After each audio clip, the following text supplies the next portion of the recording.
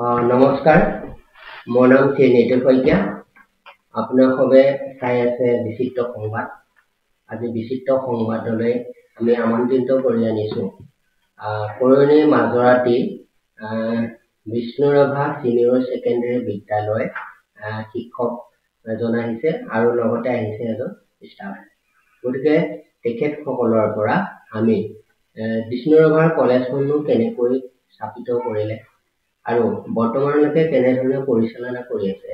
তাৰ সবিশেষ আমি কিছু কথা তেখেতসকলৰ পৰা জানিব বিচাৰিম। গতিকে আমি তেখেতসকলৰ ওচৰলৈ গৈ আছো। নমস্কাৰ। নমস্কাৰ। হয়, আপোনালোকৰ পৰিচয়টো দিয়কচোন। মোৰ নাম শ্ৰী ভৰত বৰা। হয়, মই বিষ্ণুৰাভা চিনিয়ৰ ছেকেণ্ডেৰী বিদ্যালয়ৰ ৰেক্টৰ চাৰ্জত আছো। হয়, 2014 চনৰ পৰা বৰ্তমানলৈকে মই ৰেক্টৰ চাৰ্জত আছো। হয়, আপোনাৰ? নমস্কাৰ, মোৰ নাম জিতুমণি জ্ঞান। মই বিষ্ণুৰাভা কলেজৰে টিচাৰ হয়। 2014 চনৰ পৰা আছো। হয়, নমস্কাৰ।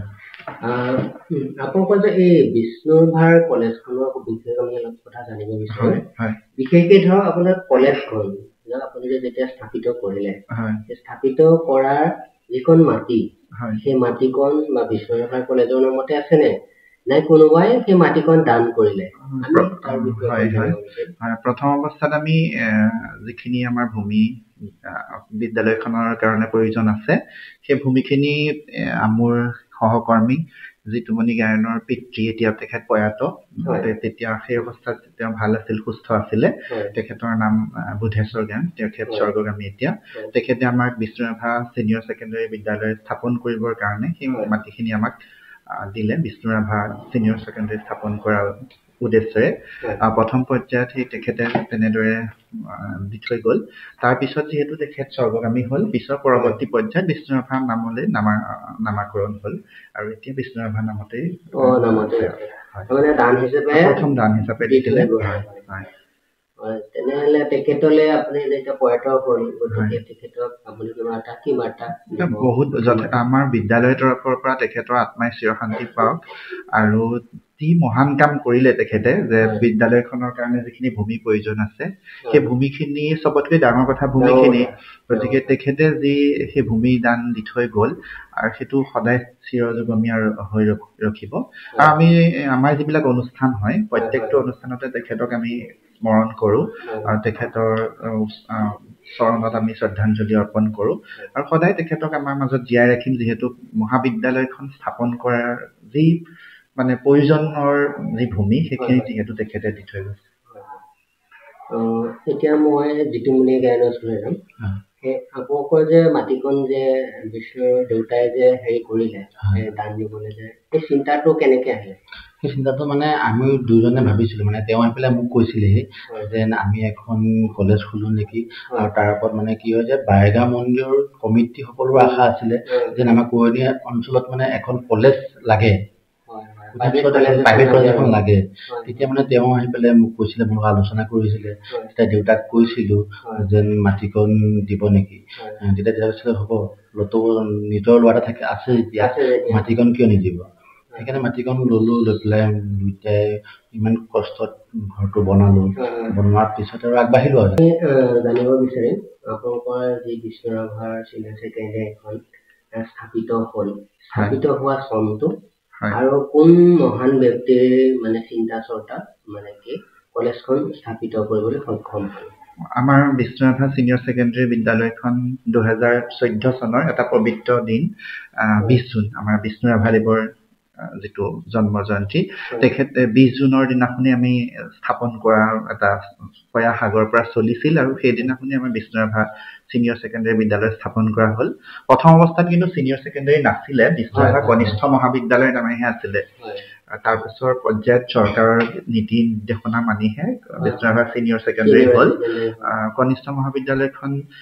আচলতে মহান মনীষী বুলি তেনেকুৱা তেখেতৰ মানে নামত খোলাটো আমাৰ আছিলে মানে বাৰগৰীয়া কমিটিখনে যি মানে এটা প্ৰস্তাৱ লৈ থৈছিলে যে আমাৰ অঞ্চলত এখন প্ৰাইভেট স্কুল লাগে বা কলেজ লাগে গতিকে তেওঁলোকৰ সেই মহান যিটো সপোন আৰু আমাৰো চেষ্টাতে বিষ্ণুৰাভা নামত বিদ্যালয়খন হ'ল বিষ্ণুৰাভা নামত হোৱাৰ উদ্দেশ্য এইটোৱেই বিষ্ণুৰাভা বিভিন্ন কলাৰ অধিকাৰী আছিল তেখেত কলা গুৰু যিহেতু ৬৪বিধ কলাৰ অধিকাৰী বুলি কোৱা যায় যিজনৰ সান্নিধ্যত আমাৰ মানে যিজনৰ তথাপিও তেখেতৰ সান্নিধ্যত যাতে আমাৰ বিদ্যালয়খন তেখেতৰ নামেৰে নামাংকিত হওক আৰু বিদ্যালয়খন সদায় সেই কলাৰ উজ্জ্বলি উঠক এনেকে ভাবিহে তেখেতৰ নামকৰণেৰে বিদ্যালয় মানে কি স্থাপিত যেতিয়া হৈছিলে তেতিয়া কিমানজন ছাত্ৰ ছাত্ৰীয়ে কলেজখন আৰম্ভ কৰিছিল কোন দিনৰ পৰা ডেটটো আৰু শিক্ষকৰ কিমানজন শিক্ষকৰ জৰিয়তে দি আপোনালোকে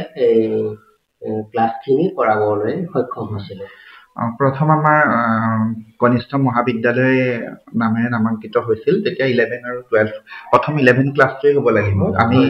দুটা শাখা অন্তৰ্ভুক্ত কৰিছিলো কলা শাখা আৰু বাণিজ্য শাখা গতিকে দুটা শাখাতে ছাত্ৰ ছাত্ৰীৰ অলপ কষ্ট বিচাৰিবলগীয়া হ'ল আৰু মানুহে নতুন এখন কলেজ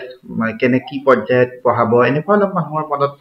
অলপ থাকি ভয় থাকে আৰু তেতিয়া আমি যিমান দূৰ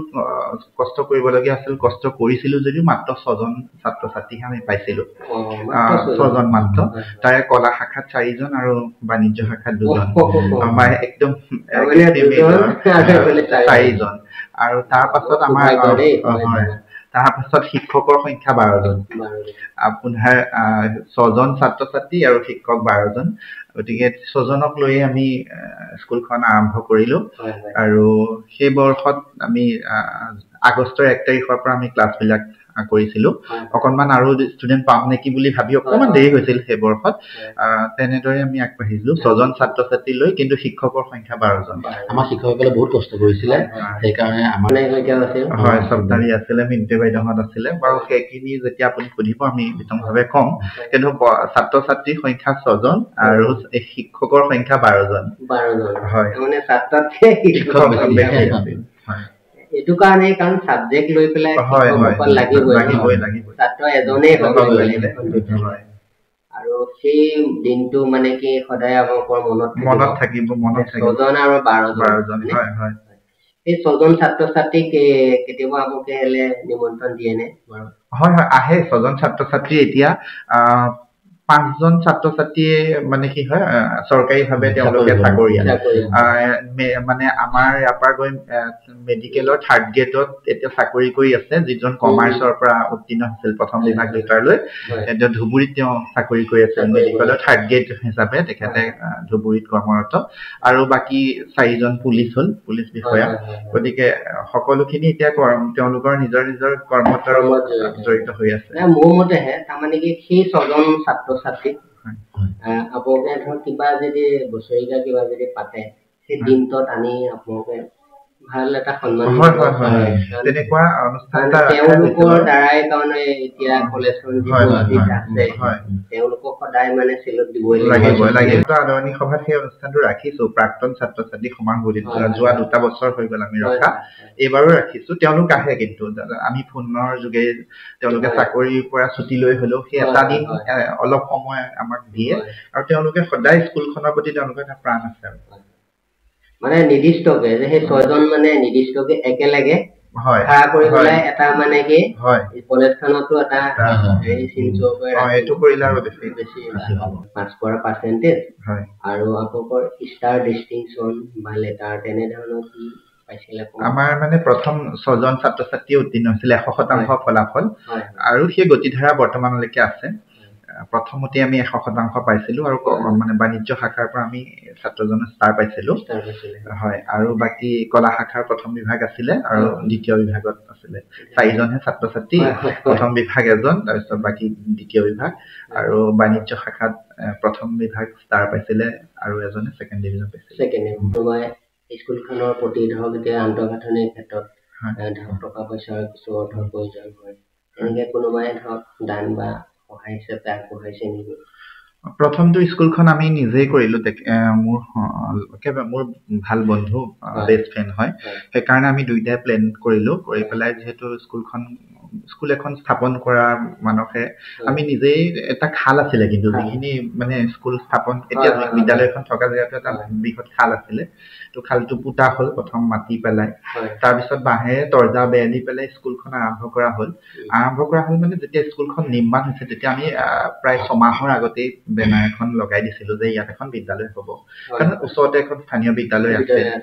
যদি তেওঁলোকৰ আপত্তি হলে হয় তেতিয়াহ'লে নিশ্চয় আমি বিদ্যালয়খন স্থাপন নকৰিলোহেঁতেন সেই মানসেৰে কিন্তু আমি 6 মাহৰ আগতে বেনাৰখন লগাইছো কিন্তু তেওঁলোকৰ পৰা কোনো ধৰণৰ তেনেকুৱা আপত্তিজনক কথা অহা নাছিল প্ৰথম পৰ্যায়ত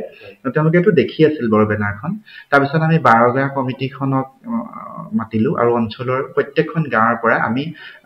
জ্যেষ্ঠসকলক যিসকল সমাজৰ লগত জড়িত তেওঁলোকক মাতিলো আৰু সাধাৰণ সভা দিছিলো আৰু সাধাৰণ সভাত আমাৰ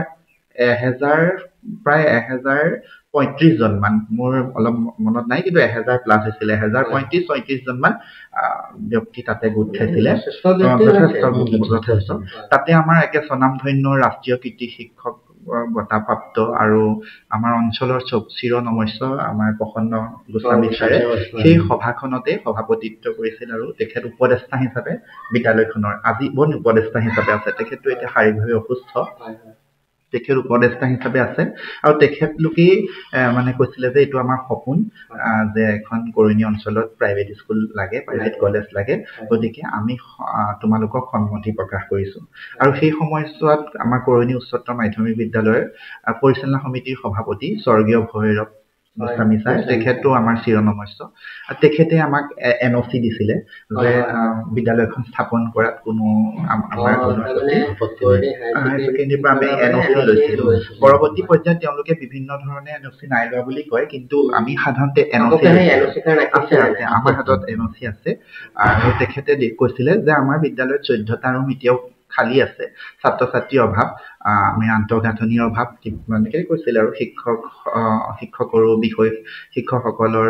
মানে বিষয়টো নাই সেইটো কৈছিল আৰু যে যিটো মানে কৰণী হায়াৰ ছেকেণ্ডাৰী উচ্চতৰ শাখাটোত কলা শাখাটোত যিকেইটা বিষয় থাকিব লাগে সাধাৰণতে আজিকালি যিকেইটা বিষয় ছাত্ৰ ছাত্ৰীয়ে লয় আৰু ছাবজেক্ট সেইটো তেতিয়া নাছিল সেইকাৰণে ভৈৰৱ ছাৰ এনঅচি দিছিলে আৰু সেই সভাখনত তেখেত উপস্থিতো আছিলে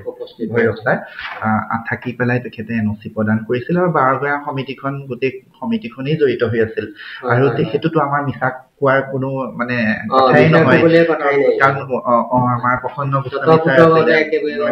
গোস্বামী আছে আৰু বৰ্তমানৰ সভাপতি 12 গাঁও কমিটিৰ সভাপতি নবীন চন্দ্ৰ গোস্বামী ছাৰ আমাৰ বিদ্যালয়ৰ সভাপতি তেখেত তেওঁলোক তাত জড়িত হৈ আছে আৰু তেওঁলোকৰ অনুমতি সাপেক্ষে আৰু এতিয়া আমাৰ কাৰ্যকৰী সভাপতি দিলীপ বৰা খুৰা আমাৰ চৰাপাৰ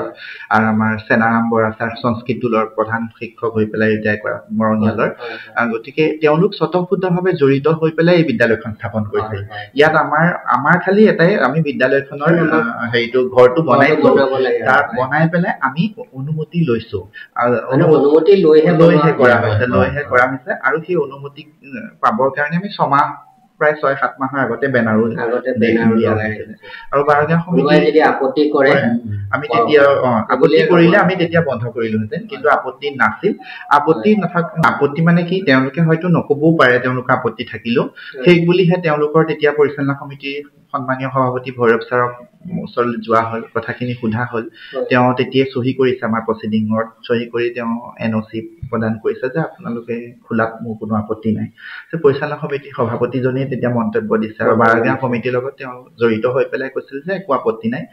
খুলিব পাৰে যিহেতু বিষয়টো আমাৰ ইয়াত নাই গতিকে ল'ৰা ছোৱালীবিলাক নগাঁওমুখী হৈছে আৰু বহুতৰে সপোন থাকিলেও নগাঁৱত পঢ়াব নোৱাৰা থাকে যথেষ্ট দুখীয়া শ্ৰেণীৰ মানুহৰ সংখ্যা আমাৰ গাঁৱত বেছি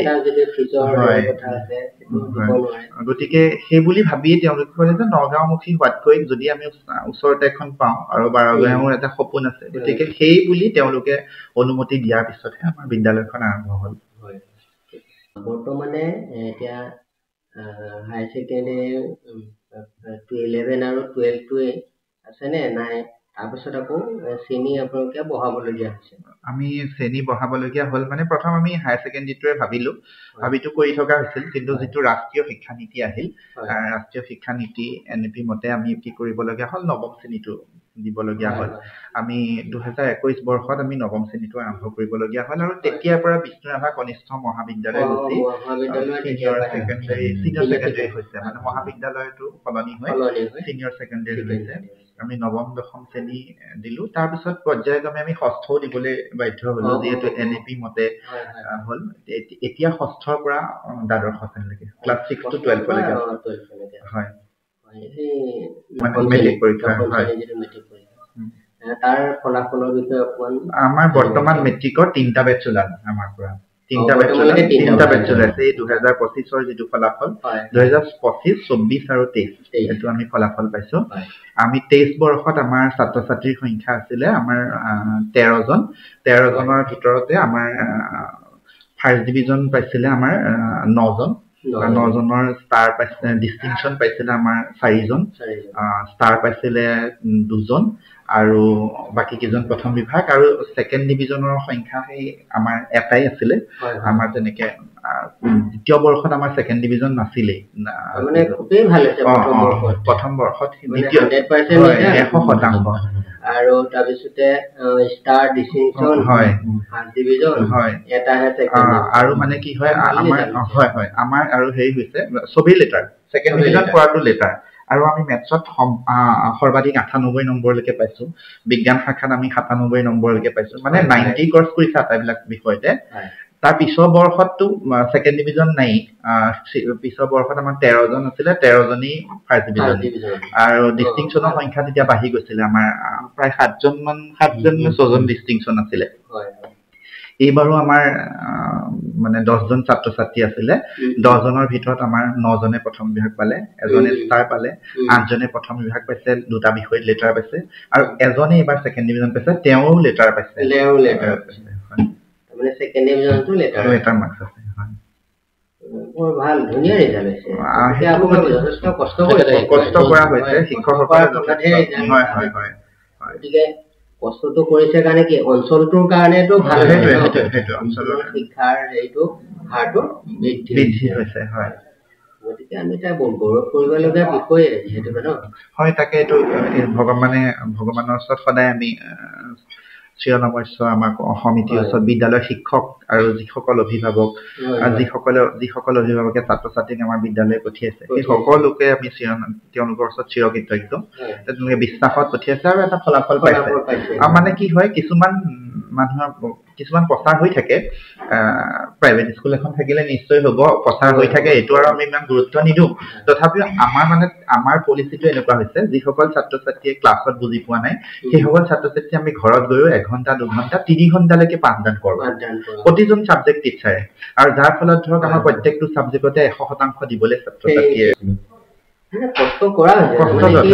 হৈছে এতিয়া গভৰ্ণমেন্টৰ ইয়াত ঘৰত গৈ পেলে যাতে দশম আৰু দ্বাদশ শ্ৰেণীৰ ক্ষতি নহয় সেই বুলি আমি অলপ হলেও তেওঁলোকক অলপ গোট খুৱাই পেলাই ঘৰতে 2-3 জনকে গোট খুৱাই পেলাই অলপমান দেখুৱা হৈছে আৰু তেওঁলোকে যাতে ফলাফলটো তেওঁলোকৰ কেতিয়াও মানে ক্ষতি নহয় আৰু আমাৰ এতিয়া যে সামাৰ ভেকেশন জুলাই 1 তাৰিখৰ পৰা দিয়া নহয় 11 তাৰিখলৈকে আমাৰ পৰীক্ষা আছে তাৰ পাছত বন্ধ থাকিব 15 দিন মানে থাকিব 15 দিনতো দশম আৰু দ্বাদশ শ্ৰেণীৰ ৰিমিডিয়েল ক্লাছ হ'ব মানে বাকিখিনিহে বন্ধটো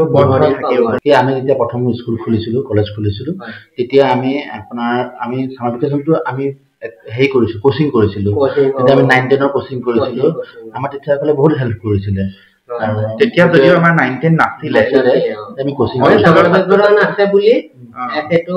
আছে কিন্তু ধৰক 9টা নহয় 10টা বজাৰ পৰা ক্লাছ হৈছিলে আৰু অঞ্চলৰ ছাত্ৰ ছাত্ৰী উপকৃত হৈছিলে এই মাছুলৰ ক্ষেত্ৰত অকমান জানিব বিচাৰিম মানে মাছুলৰ পৰিমাণটো কেনেকুৱা আৰু কিবা ধৰক মান্থলি যিটো ধৰক ফিজ এটা থাকে সেই ফিজটো মাছুলটো দিয়াৰ সময়ত কিবা ছাত্ৰ ছাত্ৰী কিবা অসুবিধা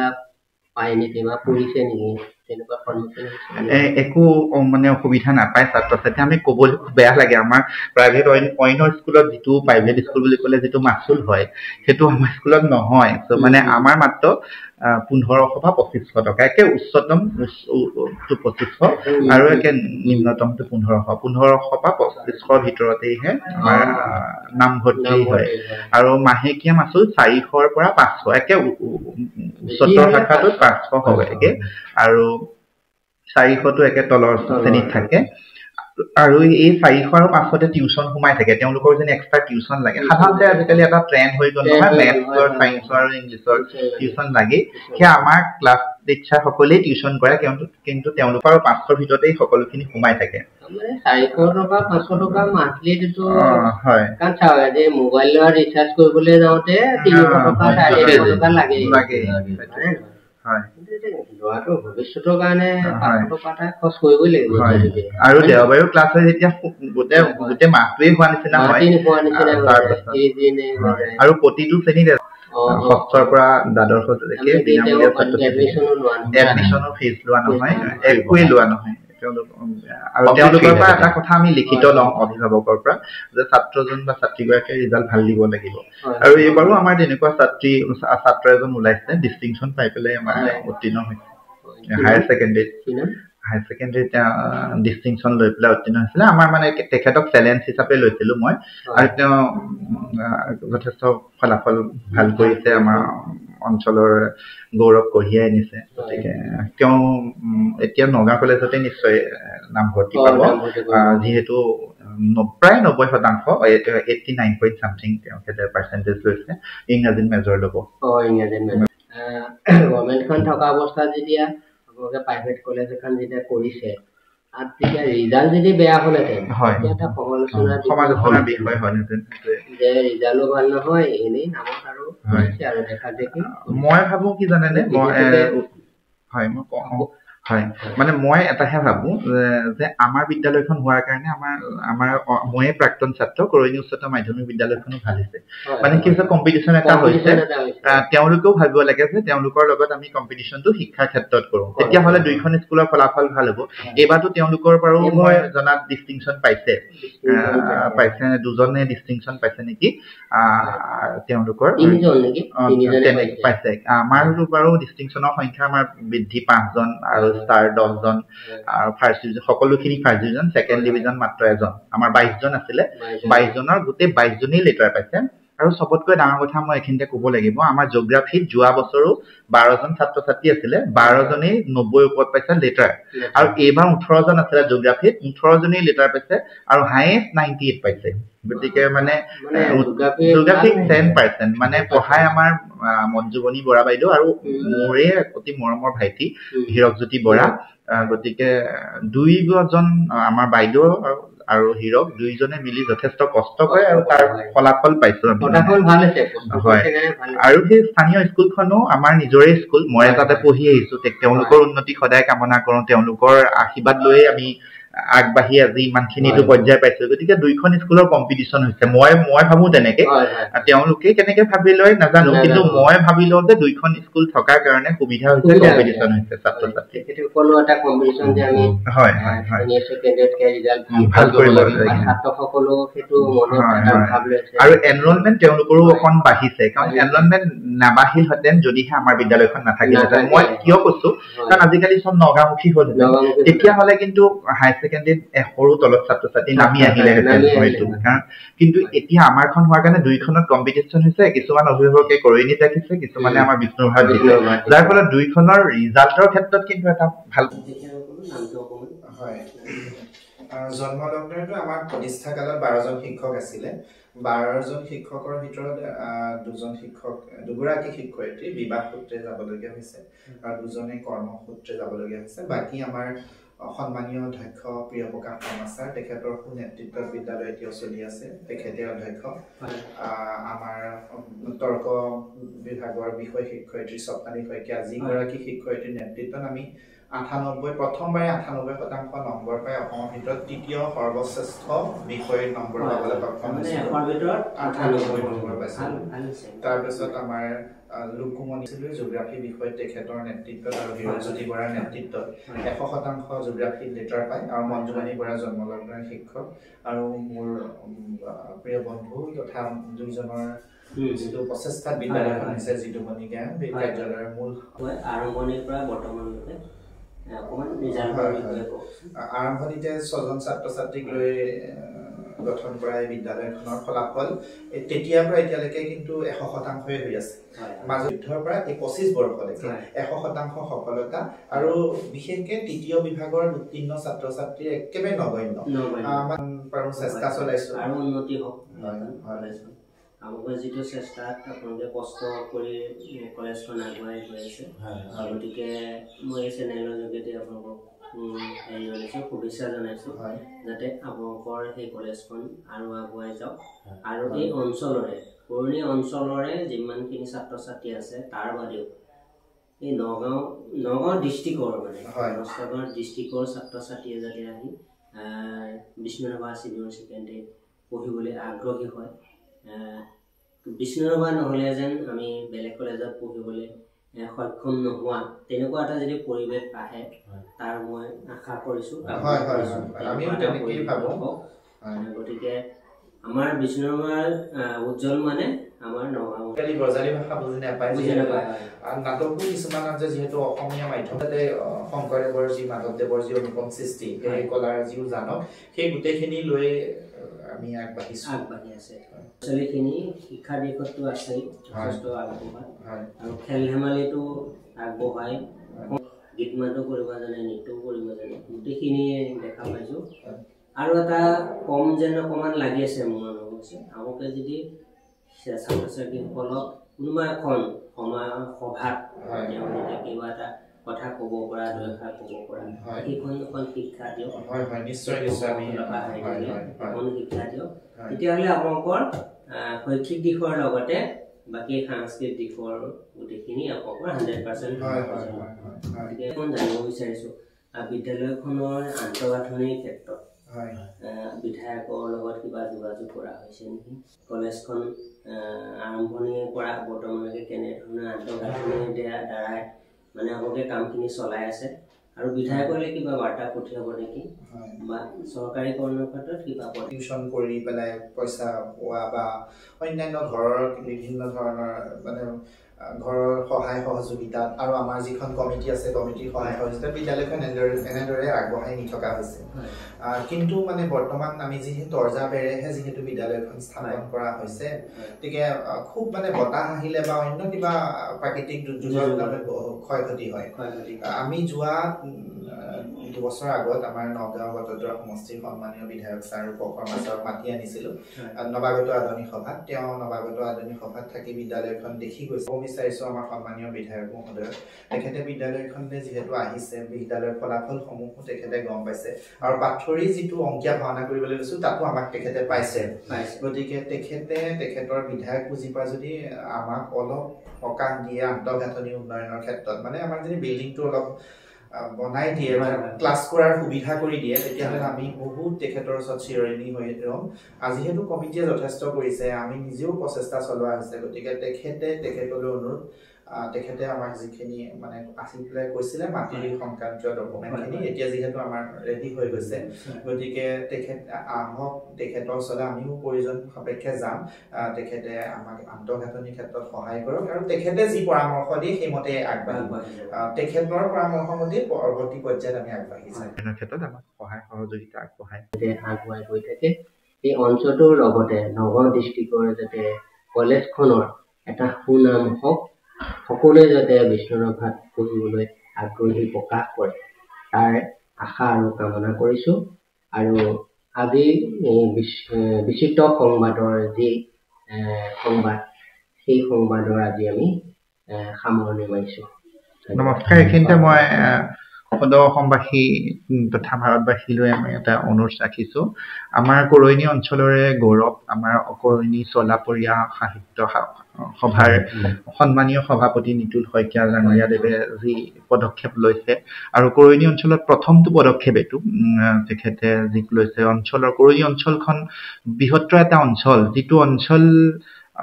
নগাঁও জিলাৰ ভিতৰতে এটা বহুত ডাঙৰ অঞ্চল। গতিকে এই অঞ্চলটো মানুহে বহুত নাজানে, প্ৰচাৰ আৰু প্ৰসাৰটো হোৱা নাই। গতিকে প্ৰচাৰ আৰু প্ৰসাৰৰ ক্ষেত্ৰত তেখেতে যিটো পদক্ষেপ লৈছে সঁচাকৈ প্ৰশংসনীয় পদক্ষেপ। তেখেতে খুব তেখেতৰ নাম উজ্বলি উঠক। তেখেতৰ চেনেলটো গোটেই অসমবাসীয়ে আদৰি লওক। মই কৈছো আমাৰ স্বনামধন্য সাংবাদিকসকল নিতুমণি ছাৰ, এঞ্জেলা বাইদেউ, চক্ৰপাণী পৰাশৰ, দীপক শৰ্মা, এই ইমান অতনু ভূঞা ডাঙৰীয়া, অনুপম চক্ৰৱৰ্তী, এনেকুৱা সাংবাদিকসকলৰ লগতে তেখেতেও যাতে এটা নাম কৰিব পাৰে, সেইকাৰণে আপোনালোকে তেখেতৰ চেনেলটো চাব, লাইক কৰিব, কমেণ্ট কৰিব, ছাবস্ক্ৰাইব কৰিব, আৰু আপোনালোকে বেলেগকো আপোনালোকে যোনেই চাই তেওঁলোকে অন্য এজনকো ক'ব। যিহেতু গাঁৱৰ অঞ্চলৰ যুৱক, গতিকে আপোনালোকে সহায় সহযোগিতা কৰিব বুলি আমি আশা ৰাখিলোঁ। ধন্যবাদ।